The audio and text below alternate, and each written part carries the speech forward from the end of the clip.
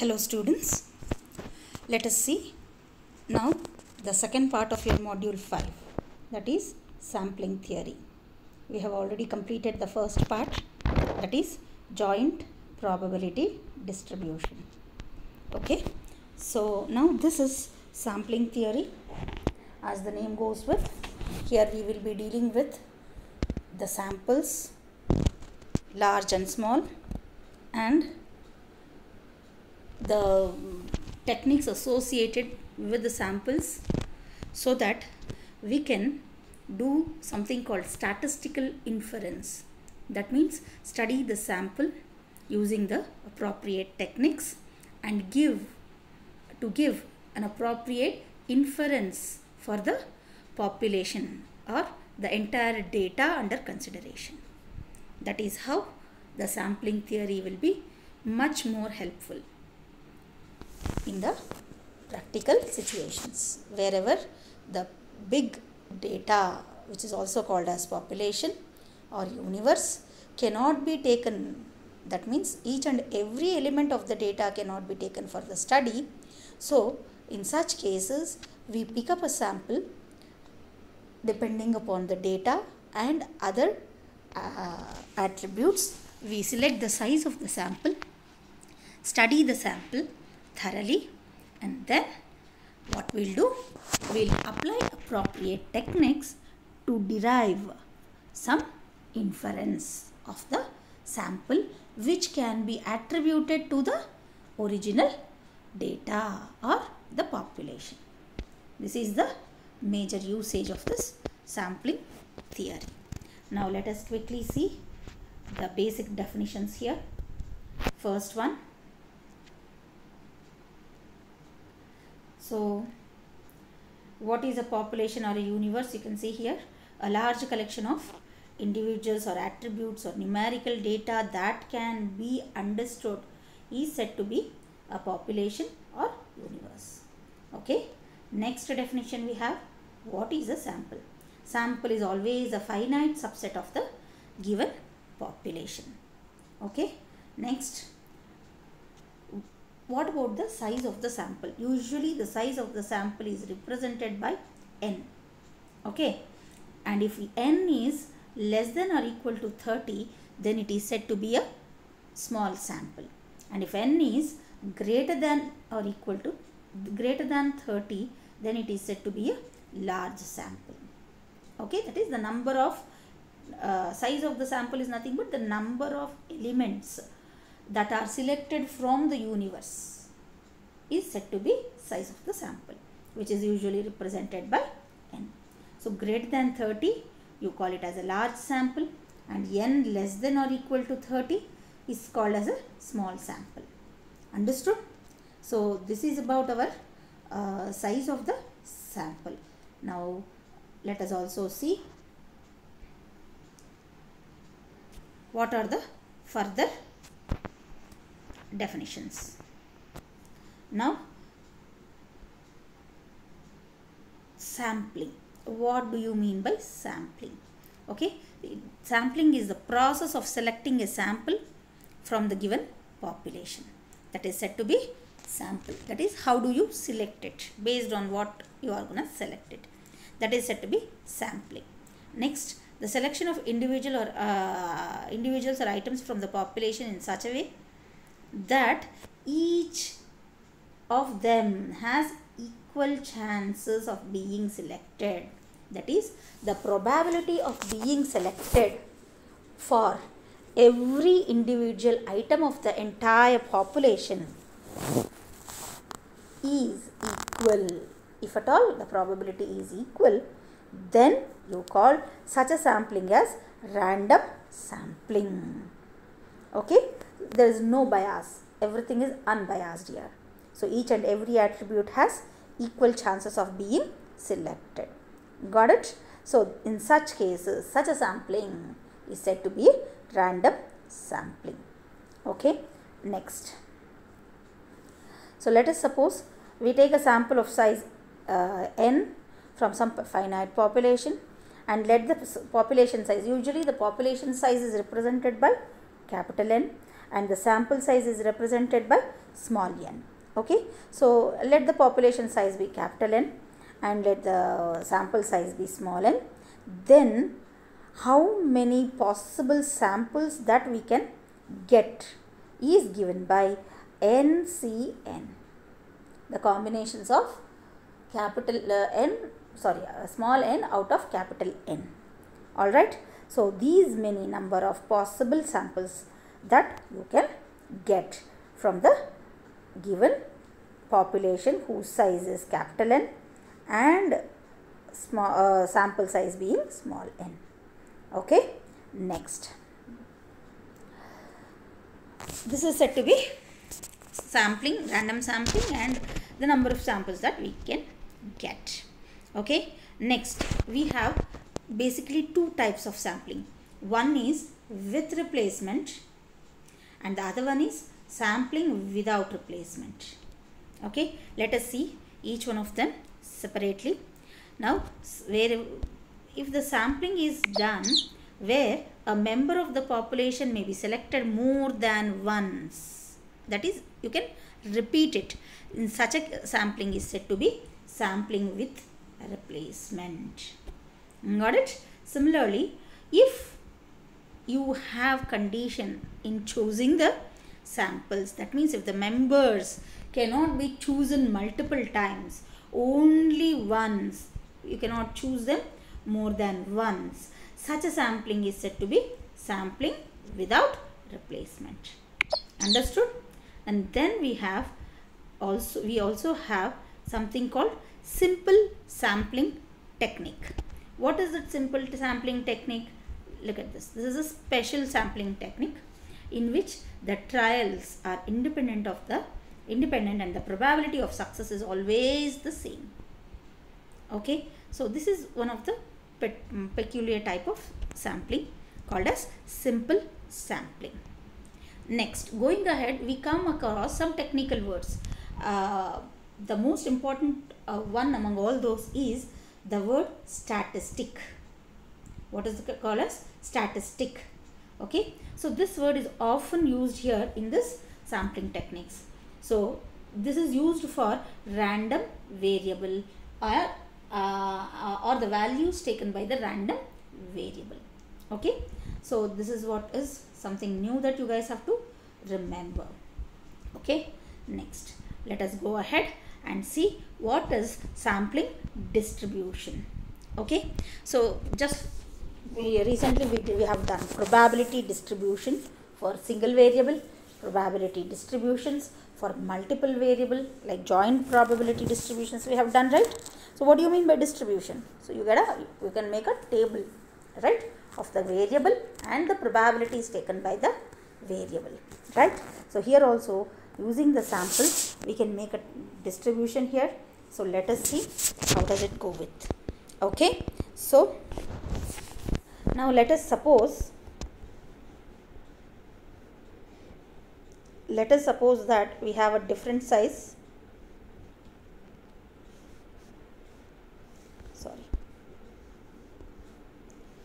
Let us suppose that we have different samples of size n drawn from a given population. Okay, next, so such that each and every sample of size n. So let us assume that there is a big population first. There is a big population. We have so many samples here, 1, 2, 3, 4, 5, 6 and so on. And the size of each sample is fixed, that is n. Like this you have so many. Okay, so let us assume you have so many samples which are taken of a same fixed size, that is small n. Okay, next let us consider a group of characteristics according to their frequencies and the frequency distributions so generated. Okay, then you can make a table out of all these attributes. Such tables are known as sampling distributions. Okay, so that means you can have sample 1 here like this, sample 1, sample 2, sample 3 and so on, and these can be the frequencies of the attributes, whatever you can take. Such is said to be a sampling distribution. Distribution is a word that doesn't mean something new and all. Okay, I hope you should understand by doing probability distributions. Distribution means it is a tabulated part of the values, tabulated form of the data, which can give you a clear picture easily without any taking a lot of effort. Just by glance you get to know the nature of the data. That's what it is called as distribution. Anyways, coming to this now, the sampling distributions can be usually distinguished. So we can also have mean, variance, standard deviation, everything for all the sampling distributions, just like how we had it for probability distributions. Now the sampling distribution of large samples is always assumed to follow something called as normal distribution, and this is a very, very important point, my dear friends. That's the reason I always insist to do normal distribution in module 3 thoroughly, because the same formula we are going to use here for large sampling distributions of large samples. Understood? Okay, so by default the large samples are assumed to be assumed to follow the normal distribution. Okay, next we have something called standard error. So what do you mean by standard error? Standard error is nothing but the standard deviation of sampling distribution. If we have a sampling distribution and we can find the standard deviation of the sampling, of course, if for any distribution, as just I have told you, we can find mean, variance and standard deviation. So the standard deviation of such a sampling distribution is also called as standard error. And we do have one more technical term here, that is precision. What is precision? What do you mean by precision? Precision is nothing but the reciprocal of standard error. So if you know standard error, otherwise if you know the standard deviation of a sampling distribution, then you can find the precision without any difficulty. Understood? So this is all about the sampling distribution. Next, let us see how the sampling distribution, as I told you, you will be studying here about the sampling distribution of large samples. At the same time, the different techniques for the small samples, the sampling distribution of small samples, both of them are there. Okay, not many techniques, but a couple of them are there actually. So first we are going to do for large samples. Alright, so among those, first thing is sampling distribution of means. So how do we do this? What do you mean by sampling distribution of mean? So let us see. Sample mean is a statistic, and here we discuss the sampling distribution of this particular sample mean, that is nothing but the statistic. So what are we going to do here? Consider all the possible random samples whose size is n, and we need to determine the mean of each of these particular sample. Mean of n1, mean of n2, mean of n3, like that, something. Let us assume n1 into n3, otherwise mean of 1, maybe that is better. Mu1, first sample mu1, second sample mu2, like that. Let us assume there are 10 such samples whose size is n, fixed. The size of the sample is fixed, okay, and I find the mean of each and every single sample, so which is represented by mu1, mu2, mu3 and so on till mu n. That is nothing but mu10 in this case. Okay, so we need to first find the means of all these samples. Okay, this can be with or without replacement. For both the situations it is possible. Next, so what do we do now? Let us see that.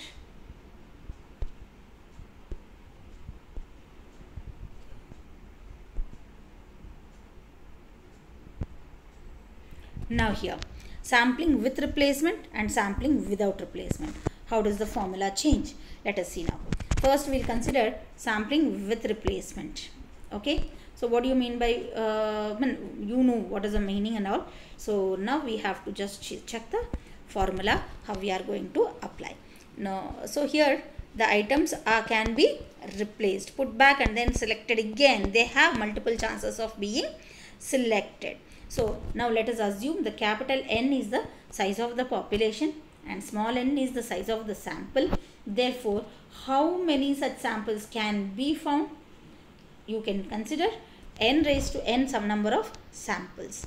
And now let us assume mu of x bar be the frequency distribution of the sample means. Already you have mean, okay, and this is nothing but the mean of all the means. That is what is the sample means. So frequency distribution of sample means is nothing but means of all the samples, mean of all the means of the samples. Again you will be taking the arithmetic mean or the average of all the means of the samples. Understood? Let us have consider, just like in the previous example what I was telling, consider a sample of size 10. So I will have 10 means, mu1, mu2, mu3, mu4, mu5 and so on. Otherwise x1 bar, x2 bar, x3 bar and so on. Okay. So now what we will do, just think what we will do here. For all these x1 bar, x2 bar, x3 bar, you are going to again take the arithmetic mean, that is the average. That is represented by this mu of x bar. Got it? That is said to be the frequency distribution of the sample means. Frequency distribution of the sample means given by mu x bar. Okay, and let the population mean usually here is considered as just mu. Okay, so anyways, so this is mu x bar. Now we can also find something called variance. As you know, for every distribution we have variance is given by sigma square, but of what? Here instead of x we have x bar. X bar represents that we are taking the means of the 10 samples. Okay, and the sample means will be equal to, the variance will be equal to, that is this is equal to sigma square divided by n. That is, what is sigma square here? Population variance divided by size of the sample is going to give you the what is that called? Variance of the frequency distribution. Understood? So this is how you have to calculate and then remember. The formula what we use for variance, the formula what we use for standard deviation, everything are same what you have studied in the previous modules. Okay, nothing is going to be new. Only thing is like we are merging up the concepts, we are trying to get a numerical value for the data. That's it. Alright, and here as I told you, the standard deviation is also called as standard error. So what is this? The standard deviation of the population, which is given by sigma x bar, is also called as the standard error of the means. So this is the case of sampling with replacement. Okay, now let us see sampling without replacement. Okay, so this is sampling without replacement. Now let us assume here items drawn one by one, but they are not put back. That is, every item or every element of the population has only one chance of being selected. You can't select a same item twice. So that is the case of without replacement. Okay, so how many such samples can be drawn whose population is capital N and size of the sample is small n, is nothing but NCN. We have already discussed this. So these many samples can be drawn from the population of capital N or such that the size of the sample is small n. Okay, so next we have, so let us assume now these many samples can be drawn. So how do you do? Again here the same thing. The average of means is given by mu x bar, which is also equal to mu, and here the variance of the means, that is the frequency distribution of means of the samples, is given by sigma x bar. This is how you should write, sigma x bar square Okay, wherever square comes, variance. And the formula for such a variance is given by this. Look at this. Capital N minus small n divided by capital N minus 1 into sigma square by n. What is C? C is a constant, because this is going to give us a constant. Constant into sigma square divided by n. So indirectly, even this one is like this. Okay. So this is how you can find the variance of the sampling distribution or the frequency distribution of random sampling without replacement. Understood? And here, as I told you, see here, whatever we have considered is n minus n divided by n minus 1. And if n is very large, look at this point, if n is very large, this constant c, whatever we have assumed it will be very much closer to 1. That is limit n tending to infinity. Very large is usually pointed to infinity. N minus n divided by n minus 1 is always equal to 1. That means this one is going to be equal to, this value of the c is going to be equal to 1. In such case, you will get the variance of the sampling distribution, otherwise the frequency distribution is equal to variance of the population divided by size of the sample. Understood? This is the same formula what we use in the case of sampling with replacement. And without replacement also, whenever this constant is 1, that is the more the size of the sample, constant nears to 1. So whenever the size of the sample is more, then in this case also the same formula holds good. Understood? So this is a initial introduction theory about sampling distribution. In my next video, let us see how we are going to apply the sampling distribution to solve some problems.